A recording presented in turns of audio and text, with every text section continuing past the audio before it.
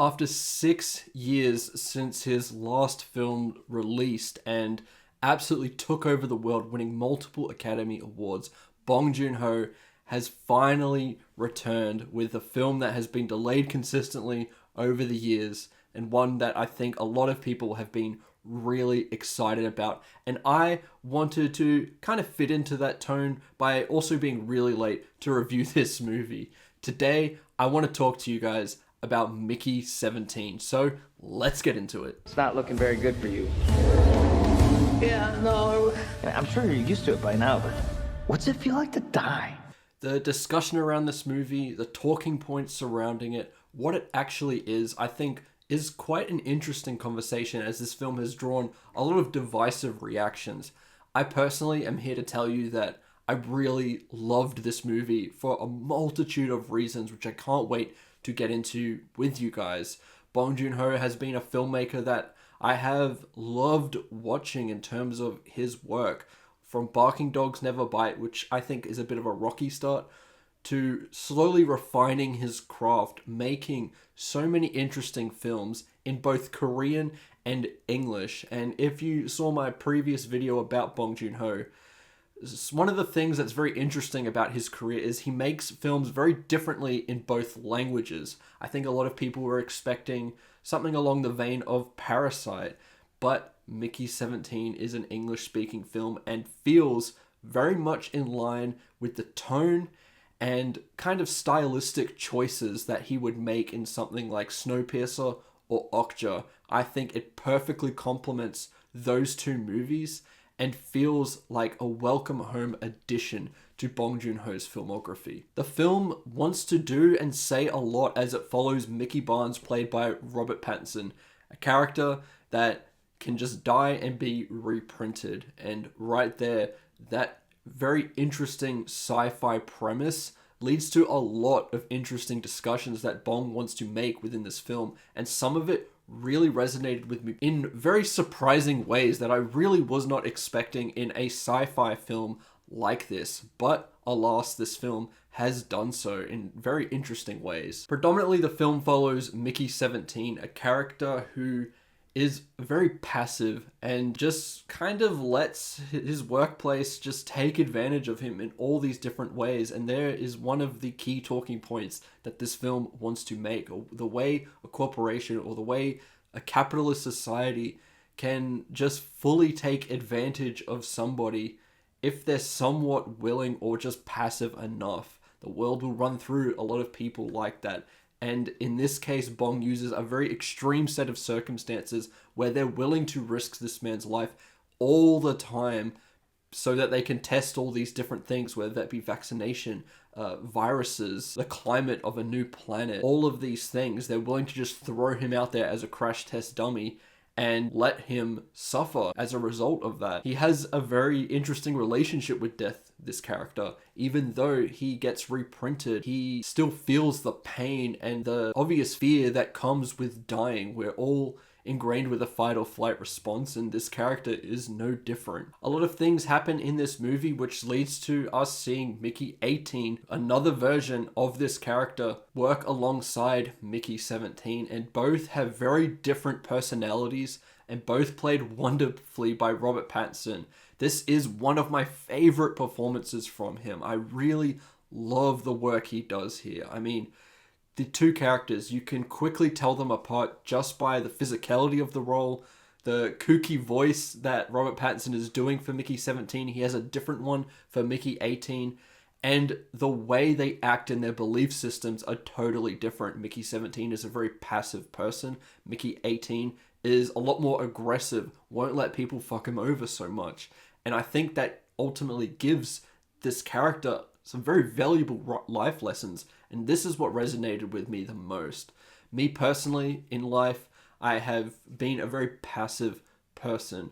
And I think people have walked all over me sometimes and taken advantage of that good nature when you're just trying to people please. And, you know, this year I wanted to make a change there where, you know, you still want to be a nice person, but be a lot more assertive and stick up for yourself. And you see that arc play out in this movie, and I really connected with this character just purely on that arc alone. Some of the struggles that this character is facing that put him into all these predicaments, some of them you could say are caused by him in a lot of ways. But as he learns and grows throughout the movie, you see this change start to begin. And I think the character work here that Bong Joon-Ho has done here was absolutely tremendous. And Robert Pattinson kills it in these dual roles here. And I love that, like his other two English films, it has a lot more of a satirical edge to it with some of the characters, especially with the antagonist played by Mark Ruffalo, who is pulling off this very interesting performance that I think a lot of people in the Western world will think is a Trump impersonation, which I think leads to some of the divisiveness surrounding this movie. However, Bong has actually said that he has based this character more on different dictators from different regions of Europe, ones that operate within a couple, because Toni Collette is right in his ear consistently throughout this movie. And in some ways, you might say that she is actually the real villain here, while Mark Ruffalo is just the mouthpiece that wants all of the attention and the cameras on him.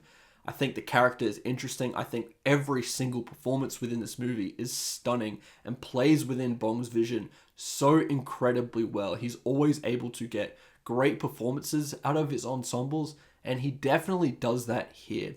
Both Mark Ruffalo and Toni Collette are just stunning in this movie, going full tilt, a little bit crazy, a little bit different, and a little bit kooky, and it adds to a very interesting tone within the film.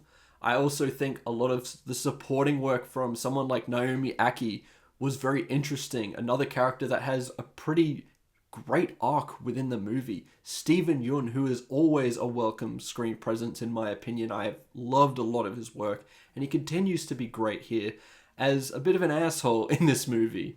And it is interesting all of the different facets that Bong wants to talk about with this film, whether that be politics, certain elements of class division, a strong environmental message as we get into the third act of the film, utilizing these kind of cute and disgusting creatures called creepers that I really love their presence in the movie. I loved what they do and your initial perception of them and how that changes over the course of the film. I think that was quite interesting.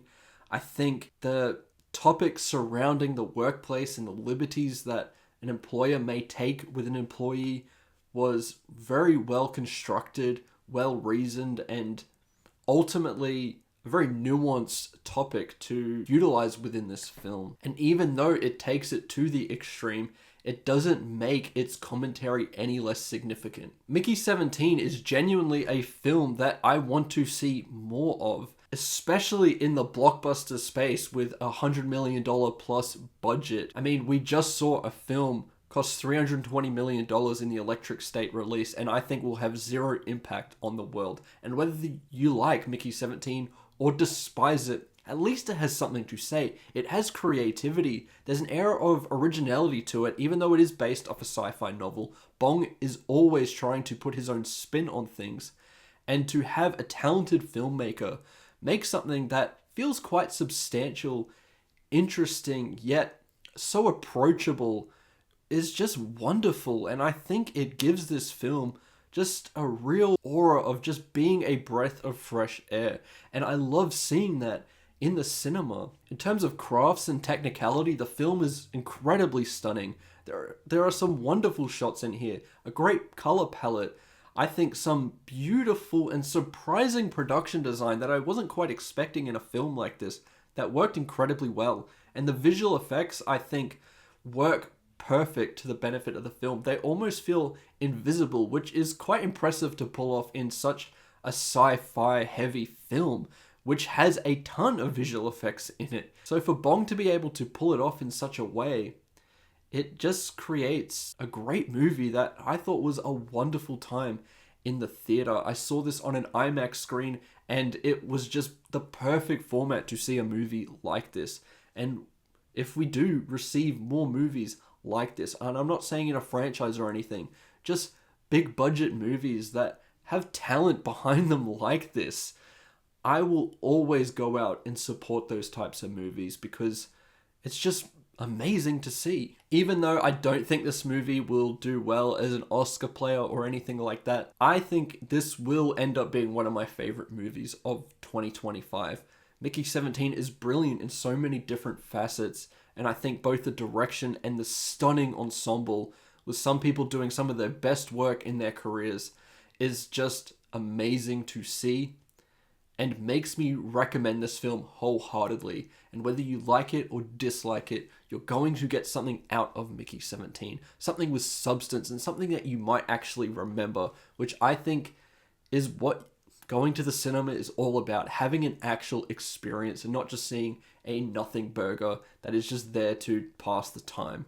Mickey 17 is a real movie made by people that actually give a shit. And for that, I recommend this movie so much. I would say maybe my only flaw within this movie, something that irked me a little bit and disrupted the pacing of the movie, is that it has a lot of heavy narration within the first act, which is okay at first, and you're getting introduced to the world and the characters and Robert Pattinson showing off that real kooky voice, which adds to the comedic undertones of the movie and the satire of the whole thing. I think that's all great. But as it just goes on and on and on, it does start to feel like, okay, when is this movie actually going to kick into gear?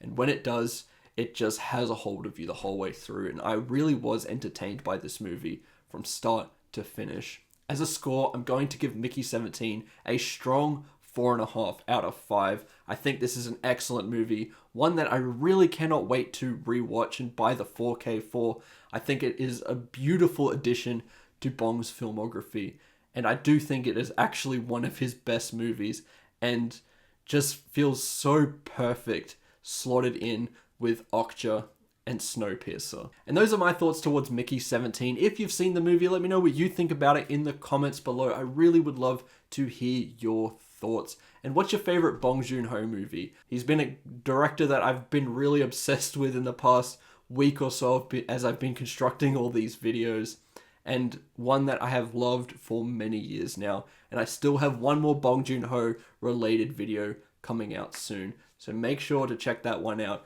Coming very soon. Remember to like and subscribe, and I'll see you in the next one. Goodbye.